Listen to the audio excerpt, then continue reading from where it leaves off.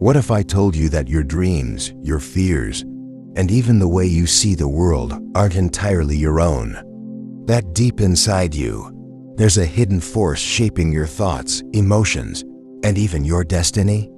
This isn't science fiction. It's the groundbreaking discovery of one man, Carl Jung. He wasn't just a psychologist.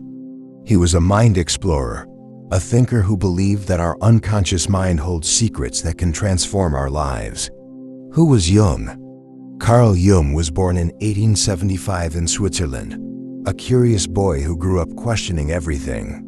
He studied medicine and later became a psychiatrist, working alongside Sigmund Freud, the father of psychoanalysis. But here's the twist: Jung didn't just accept Freud's ideas. He had a vision of something bigger. While Freud believed the unconscious was just a storage of repressed thoughts and desires, Jung discovered something far deeper, a hidden collective unconscious that connects all humans. His biggest ideas that changed psychology. 1. The collective unconscious. Imagine a vast library inside your mind, filled with ancient wisdom passed down through generations. Jung believed every human shares this deep reservoir of symbols, stories, and archetypes. That's why myths, legends, and even dreams from different cultures often look the same. 2. Archetypes. Ever wondered why we all recognize the hero, the wise old man, or the shadow in stories? These aren't just characters, they're archetypes living inside us, shaping our thoughts and behaviors. 3. The shadow self. The dark side of our personality that we often ignore or deny. Jung believed that true personal growth comes when we confront and integrate our shadow. 4. Individuation, his ultimate message. That life is about becoming your true self. Not what society expects you to be, not what you were conditioned to be, but the fullest, most authentic version of you. Why does Jung's work still matter today? Even though Jung lived over 100 years ago, his ideas are everywhere today. From movies like The Matrix and Star Wars, which are full of archetypes, to the modern understanding of self-awareness, spirituality, and even personal development, Jung's psychology continues to shape the way we see the world. So, are you ready to dive deep into your own mind and discover the forces shaping your reality? In this series, we'll break down Jung's most powerful ideas in simple, practical ways, so you can use them in your own life. What part of your unconscious mind are you most curious about? Let me know in the comments.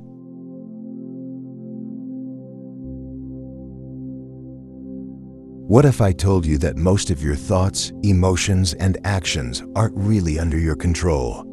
That right now, as you watch this video, there's a hidden force inside you making decisions, shaping your beliefs, and even influencing your future? This hidden force is called the unconscious mind, and according to Carl Jung, it is far more powerful than we realize. To understand this, imagine an iceberg floating in the ocean. What we see above the surface is small, just 10% of the iceberg. This represents the conscious mind, the part of our mind that is active, aware, and logical. But beneath the surface, hidden deep under the water, is the massive 90% of the iceberg, our unconscious mind, where memories, emotions, instincts, and even forgotten traumas are stored. 1. The conscious mind, the tip of the iceberg. The conscious mind is the part of our mind we actively use. Right now, as you listen to me, you are using your conscious mind to process my words, analyze them, and form opinions. It includes logical thinking, decision-making, willpower, short-term memory. Example, if I ask you, what is 2 plus 2? You immediately say, 4. That's your conscious mind working. It's fast, logical, and deliberate. But here's the problem. Your conscious mind is limited. It can only handle a few pieces of information at once, and it's heavily influenced by something much bigger beneath the surface. 2. The unconscious mind, the hidden depths. Jung believed that the unconscious mind is where our real power lies. It stores everything we've ever experienced, every childhood memory, every fear, every hidden desire, and even things passed down from our ancestors. It includes deep-seated beliefs and habits, suppressed emotions and traumas, dreams and intuition, instincts and automatic behaviors. Example: have you ever walked into a room and instantly felt uncomfortable but didn't know why? That's your unconscious mind picking up on subtle clues. Maybe the lighting reminds you of a bad experience from childhood, or the person standing there triggers an old memory. 3. How the unconscious controls our life without us knowing. Jung believed that most of our behaviors are controlled by unconscious patterns, things we are not even aware of. Example: you might be afraid of public speaking because as a child, you were once laughed at for saying something silly.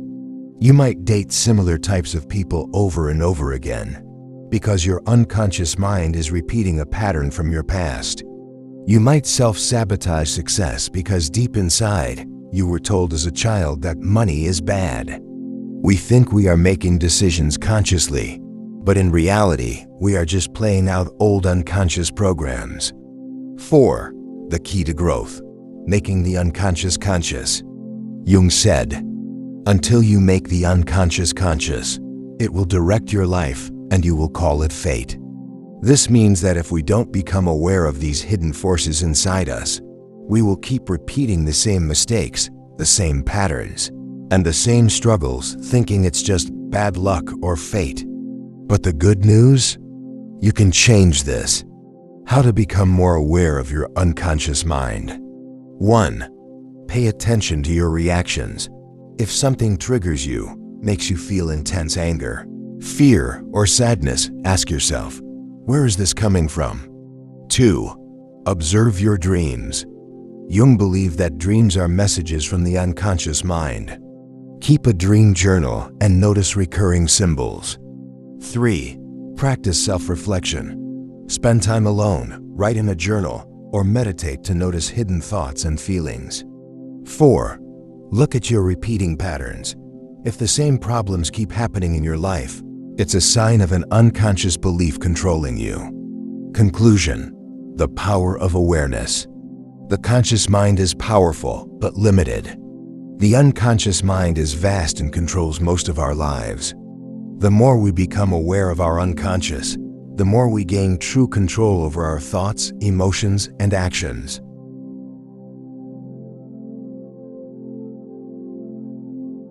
Have you ever wondered why certain stories, myths, and movies feel so familiar, almost as if they were written deep inside you?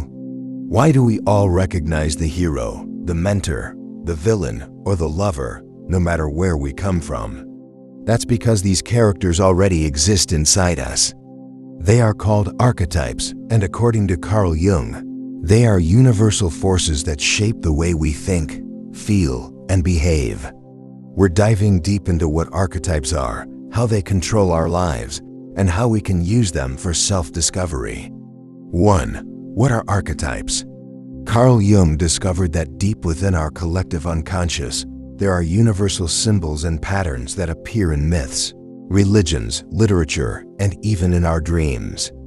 These archetypes are like pre-installed software in the human mind. They are not personal memories, but shared experiences of humanity passed down from our ancestors. Just like a computer has a built-in operating system, our mind comes with these pre-programmed characters that shape how we see the world. Example: imagine two people who have never met, living in completely different parts of the world, one in Africa, another in Japan. If they both dream of a wise old man giving them advice, this is not a coincidence. It's the same archetype appearing in both their unconscious minds. 2. The 4 main categories of archetypes. Jung identified many archetypes, but they generally fall into 4 main groups. I, the self, who you are becoming. This is the ultimate goal of your journey, to integrate all parts of yourself and become whole. It's represented by the mandala, a circle, which symbolizes balance and unity. Example: in The Lion King, when Simba accepts his past and becomes king, he embodies the self. 2. The persona, the mask you wear. The persona is the social mask you wear to fit into society. It's how you present yourself to the world. Example: you act differently with your boss than with your best friend. That's your persona adjusting to different situations. But here's the danger: if you become too attached to your persona, you might forget who you truly are. Example: the perfect influencer on social media who appears happy but is actually struggling behind the scenes. 3. The shadow, your dark side. The shadow is the part of you that you suppress or deny. It's your fears, insecurities, and desires that you don't want to acknowledge. Example: someone who judges others for being lazy may actually be afraid of their own laziness. But Jung said, until you make the unconscious conscious, it will direct your life and you will call it fate. The key to personal growth is integrating your shadow, not running from it. Example: Darth Vader in Star Wars represents the shadow giving into anger and power. 4. The anima and animus, the feminine and masculine within. Jung believed that every man carries a feminine energy, anima, and every woman carries a masculine energy, animus. Balancing these energies is crucial for personal growth. Example: a man who embraces his anima develops compassion and creativity. A woman who embraces her animus becomes more assertive and independent. Pop culture example: in The Matrix, Neo, a masculine hero, learns to trust Trinity, his anima, and only then does he reach his full potential. 3. The most powerful archetypes that shape our lives. Beyond these 4 groups, Jung identified many individual archetypes that appear in stories, myths, and even in your own life. 1. The hero, the one who overcomes challenges. The hero is the main character of every great story. They face trials, fall, and rise again. Example: Harry Potter, Frodo, Lord of the Rings, and even real-life figures like Mahatma Gandhi. 2. The wise old man, mentor, the guide. This is the teacher who gives wisdom to the hero. Example: Dumbledore, Yoda, or real-life figures like Carl Jung himself. 3. The trickster, the rule breaker. Brings chaos, humor, and transformation. Challenges social norms and forces growth. Example: Joker, the Dark Knight, Loki, Marvel, or Krishna, Hindu mythology. 4. The shadow, the villain within. Represents the dark side of the hero. Often mirrors the hero's deepest fears. Example: the Green Goblin, or even a toxic ex-partner who reflects your own unhealed wounds. 5. The lover, passion and emotion. Represents deep connection, romance, and sometimes obsession. Example: Romeo and Juliet, or modern love stories that consume people entirely. 4. How archetypes shape your life without you noticing. You are playing out these archetypes right now, whether you realize it or not. Example: if you are struggling, you are likely on the hero's journey. If you keep attracting the same type of people, you may be dealing with the shadow or the anima animus. Understanding archetypes helps you recognize patterns in your life, identify your strengths and weaknesses, break free from limiting beliefs. 5. How to use archetypes for self-discovery. 1. Ask yourself, which archetype do I relate to most right now? 2. Observe your dreams. Are certain characters appearing repeatedly? 3. Look at your favorite movies and books. What kind of characters resonate with you? 4. Challenge yourself. If you avoid conflict, are you rejecting your warrior archetype? Conclusion: you are more than one archetype. Jung believed that throughout life, we move through different archetypes. One moment, you're the hero. Another moment, you might be facing your shadow. The goal is not to become one archetype, but to integrate them all to become the fullest version of yourself. So which archetype do you think is playing out in your life right now? Let me know in the comments.